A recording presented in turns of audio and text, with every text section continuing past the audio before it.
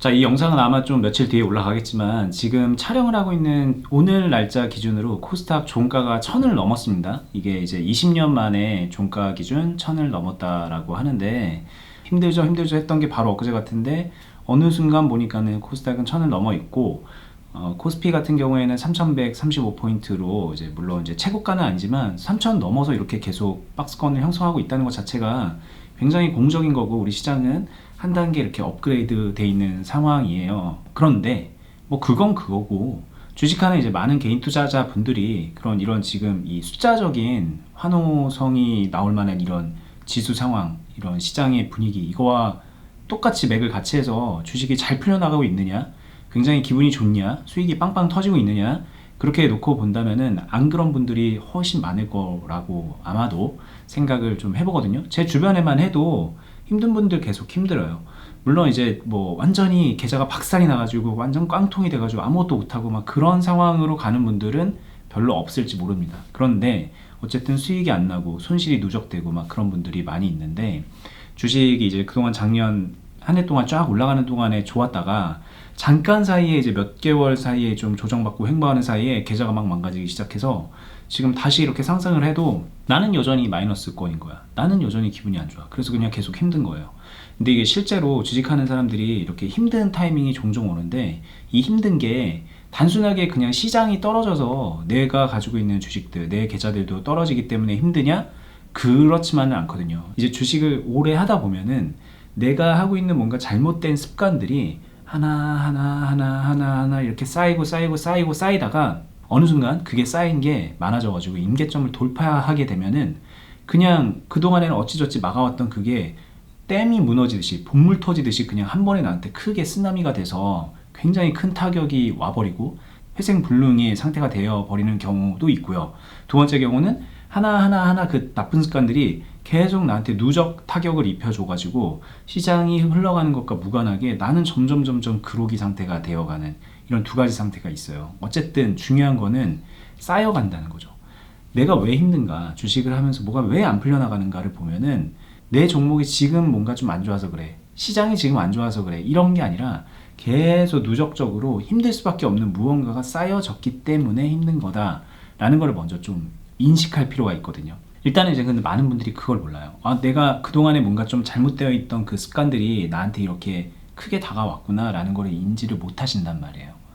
거기서 이제 1차적인 문제가 있어요. 그걸 인지하는 데만 해도 막 5, 6년 걸리는 분들도 있고 10년이 가도 그걸 모르는 분들도 있는 거죠. 저도 오랫동안 그걸 모르고 주식을 했었던 그런 경험이 있기 때문에 잘 알고 있는데, 이제 그 벽을 딱 틀을 깨는 순간이 그래, 내가 뭔가 지금 잘못하고 있었구나, 이런 걸 이제 인지하게 되는 거죠. 혹은 그냥 감정적으로 지쳐서 나는 그냥 재능이 없나 보다, 내가 뭔가 좀 잘못했나 보다, 이런 식으로 이제 막 후회를 하다 보니까 이렇게 하면 안 되겠네, 잘해야겠네 라고 이제 좀 뭔가 좀 변화의 다짐을 하는 그런 시점이 오잖아요. 그럼 그럴 때 많은 분들의 마음속에서 발생하는 게 리셋 증후군입니다. 이 리셋 증후군이라는 거는 우리가 이제 게임 같은 거를 하면은 그냥 뭐 게임 하다가 되게 안 풀려, 막 계속 그럴 때 그냥 처음으로 돌려버리는 그런 버튼이 있잖아요. 처음부터 다시 시작하면 되지 라고 생각해서 그냥 하던 거 그냥 죽어버리고 처음부터 다시 깔끔하게 한번 해볼까, 이렇게 이제 리셋을 해서 새로운 그 게임 라이프를 즐길 수가 있는 건데, 인생에선 그런 게 없잖아요. 내가 살아가다가 인생이 잘못 살아온 것 같아, 망한 것 같아.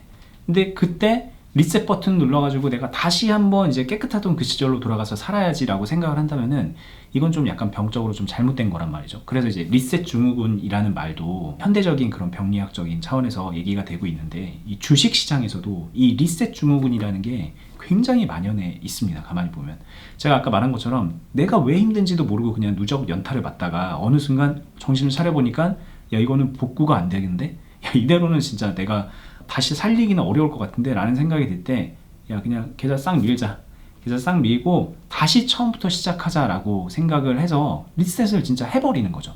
계좌 쫙 밀어버릴 수도 있는 거고, 아니면 정말 마이너스 큰 거 그냥 팍 통손절 해버릴 수도 있는 거고, 주식을 오래 하신 분들이라면 리셋하고 싶다라는 그런 욕망을 한 번쯤은 느껴봤을 거고, 아마 이 영상 보시는 분들 중에 많은 분들은 그 리셋을 여러 번 이미 했던 분도 있을 거라는 생각이 들어요. 뭔가 잘 안 풀리니까 없었던 일로 하자라고 빡 손절을 쳐버리고 그 다음에 새로 시작해야지 라고 해서 반복을 하게 되면은 결과적으로는 어느 순간 이제 정신 차리고 보면 또다시 리셋을 할 수밖에 없는 그런 상황을 맞이하게 될 거예요. 근본적인 게 해결이 안 됐기 때문이죠. 내가 뭘 잘못해서 그렇게 됐는지에 대한 문제 인식이 없기 때문에 그 상황을 계속 반복적으로 맞이하게 될 가능성이 커요. 아이러니하게도 내가 진짜 뭘 잘못했는지 제대로 인식하게 되고 그거를 극복할 수 있는, 그렇게 하지 않을 수 있는 방법을 아는 사람이라면 굳이 리셋하지 않고 극복하기 어려울 것 같은 이 상황을 극복을 해낼 수 있게 되는 거거든요.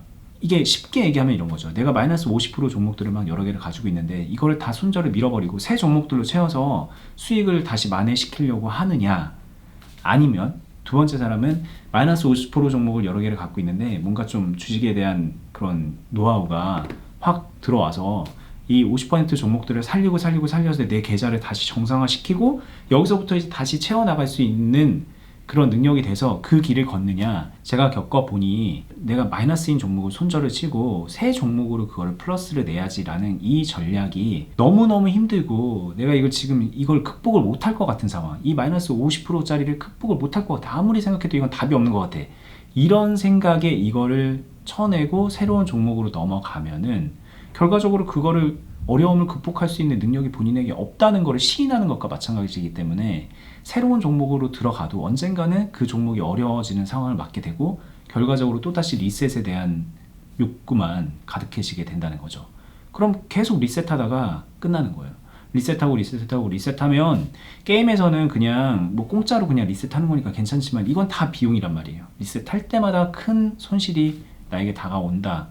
자, 제가 예전에 초심자의 행운에 대한 비유를 설명을 했을 때 자동차 경주 얘기를 했었죠. 초심자는 언제 커브를 어떻게 돌아야 되는지, 드리프트를 어떻게 해야 되는지, 속도를 어떻게 줄여야 되는지 몰라요. 그래서 그냥 막 직진합니다. 그래서 직진 코스에서는 내가 1등이야. 그래서 이 행운이 나한테 오는 거예요. 근데 커브가 나오고 막 곡선주로가 나오기 시작하면 어느 순간 꽝 받아갖고 그냥 죽어버린다. 이게 이제 초심자의 행운인데, 리셋 증후군은 그 출발선으로 계속 돌아가는 거예요. 곡선을 어떻게 파해하고 어떻게 내가 그거를 컨트롤해서 경주를 완주하고 뭐 1등까지 아니어도 좋아요. 어쨌든 경주를 완주해서 내가 상금을 받아야지라는 생각을 해야 되는데 그냥 받아버리면 다시 처음으로 돌아가고 받아버리면 출발선으로 돌아가고 계속 직선도로만 반복하는 거죠.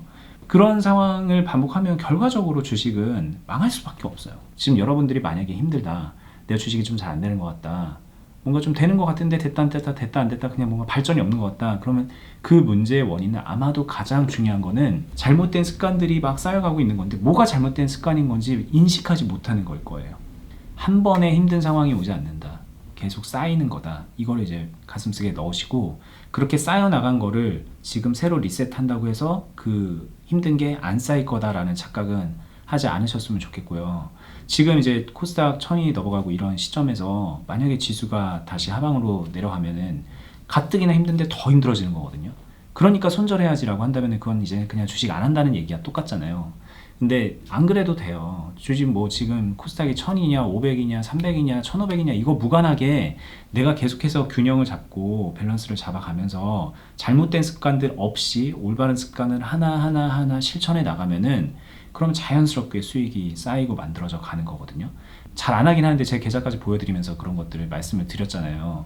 꼭 보시면서 노하우들을 좀 캐치해 나가셨으면 좋겠고요.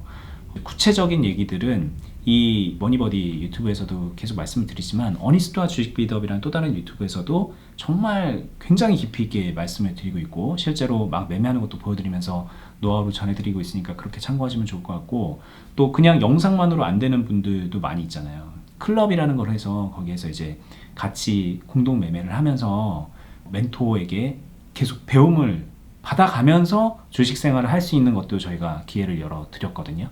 제 영상 하단부에 말씀드렸던 어니스타 주식 빌더 그리고 클럽 관련된 링크를 걸어 놨으니까는 거기 보시고서 들어가셔서 참고해 보시면 좋을 것 같아요. 저는 다음에 또 유익한 영상으로 찾아뵙겠습니다. 도움 되셨으면 좋아요 눌러주시고 제 채널 구독 알람 설정 해두시고요. 감사합니다.